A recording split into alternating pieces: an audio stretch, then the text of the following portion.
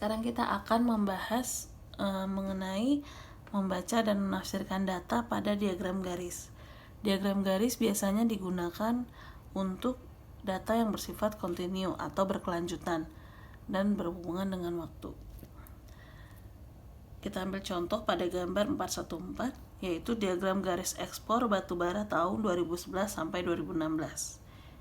Disajikan seperti ini diagram garisnya, dan secara umum diagram garis itu mirip seperti diagram batang. Bagian mendatar klasifikasi atau kategorinya yaitu tahun. Di sini tahunnya 2011 sampai 2016. Di bagian tegak itu ada hasilnya atau nilainya, yaitu produksi ekspor batubara dalam satuan juta ton dengan rentang 5 ke 10, 10 ke 15, yaitu 5. Nah, pada data ini kita dapat melihat hasil batubara, ekspor batubara tahun 2011. Kita perhatikan seperti diagram batang, titiknya berada di mana. Kita tarik garis mendatarnya sebelah kiri, yaitu nilainya 20. Berarti pada tahun 2011 batubara yang diekspor adalah sebanyak 20 juta ton.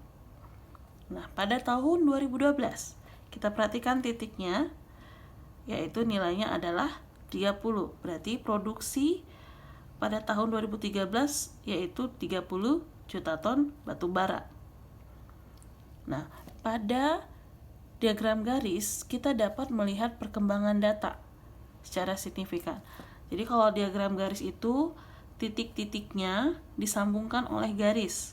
Artinya datanya berkelanjutan, memiliki hubungan.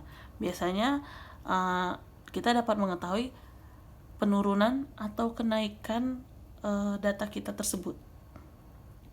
Jadi kalau misalnya tahun 2011 ke tahun 2012 itu memiliki kenaikan atau penurunan, karena arahnya ke atas dari titik 2011 ke titik 2012 itu naik, berarti tahun 2011 ke tahun 2012 mengalami kenaikan.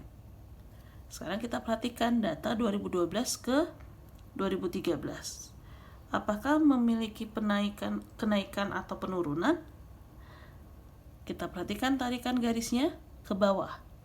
Berarti dari tahun 2012 ke tahun 2013 itu mengalami penurunan. Dan penurunannya sebanyak berapa? Kita lihat arah titiknya, yaitu rentangnya 5. Berarti penurunannya sebanyak 5 juta ton. Pada diagram garis ini memudahkan kita untuk melihat perkembangan data.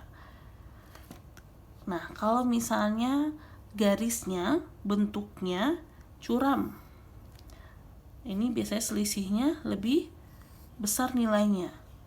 Jadi kenaikan atau penurunannya lebih besar nilainya. Tapi kalau misalnya ini dari satu titik ke titik yang lain ya. Kalau misalnya titiknya landai, itu berarti selisihnya tidak terlalu jauh berbeda. Artinya kenaikan atau penurunannya nilainya tidak terlalu besar. Nah, pada diagram garis ini kita dapat melihat perkembangan secara kontinu dari 2011 ke 2012, dari 2012 ke 2013, dari satu titik ke titik yang lain secara berkesinambungan atau berkelanjutan. Ini adalah tafsiran datanya, masing-masing data pada tahun 2011 sampai 2016. Kalian bisa membacanya, yaitu 20, 30, dan seterusnya. Nah, dari diagram di atas diketahui juga bahwa tahun 2015 merupakan tahun paling banyak batubara yang diekspor, yaitu titik paling tinggi, yaitu adalah berapa? 40 juta ton. Berarti yang paling sedikit diekspor yaitu pada tahun yang titik terendah, yaitu 2011, yaitu hanya 20 juta ton. Nah, pertanyaan selanjutnya, pada tahun berapa terjadi penurunan ekspor batubara? pada tahun berapa terjadi penurunan ekspor batu bara. Berarti kalian perhatikan garis yang arahnya turun. Berarti ke arah yang sebelah kanan ya, karena berkelanjutannya kan ke arah kanan. Oke. Ini berarti naik, ini turun. Berarti yang mengalami penurunan tahun 2013. Ini naik, ini turun. Berarti yang mengalami penurunan adalah tahun 2013 dan tahun 2016. Berarti pada tahun berapa terjadi penurunan ekspor batu bara, yaitu tahun 2013 dan tahun 2016. Sekarang selanjutnya, berapa penurunan ekspor batu bara pada tahun 2016 dari tahun sebelumnya? 2016 berapa penurunannya? Berarti kita perhatikan tadinya 2015 itu berapa sih? Oh, kita lihat ada 40 juta ton 2015. Sekarang 2016 itu berapa? 35. Berarti penurunannya adalah selisihnya. Ya. Ini rentangnya hanya 5.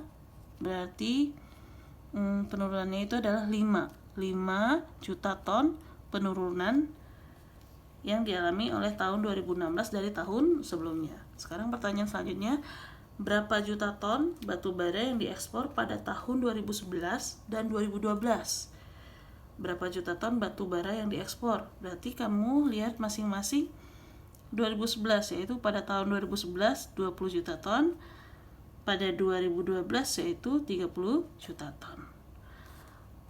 Diagram garis memiliki kelebihan, yaitu kita dapat melihat perkembangan data kita. Jadi kalau misalnya yang tadi kita pelajari perkembangan dari tahun ke tahun hasil ekspor batu bara yang diekspor, kita dapat melihat kenaikan atau penurunannya, atau berapa penurunannya atau kenaikannya berapa, itu kita dapat melihat perkembangan datanya. Tetapi kekurangannya adalah kita harus lebih teliti melihat diagram garis tersebut, dan kemudian data yang disajikan dalam diagram garis terbatas, hanya data yang bersifat berkelanjutan atau kontinu. Oke, sampai di sini penjelasan hari ini. Semangat belajarnya. Nanti kita akan belajar lagi. Selanjutnya adalah diagram lingkaran. Sampai ketemu di pelajaran berikutnya. Sehat selalu, semangat belajarnya. Bye bye.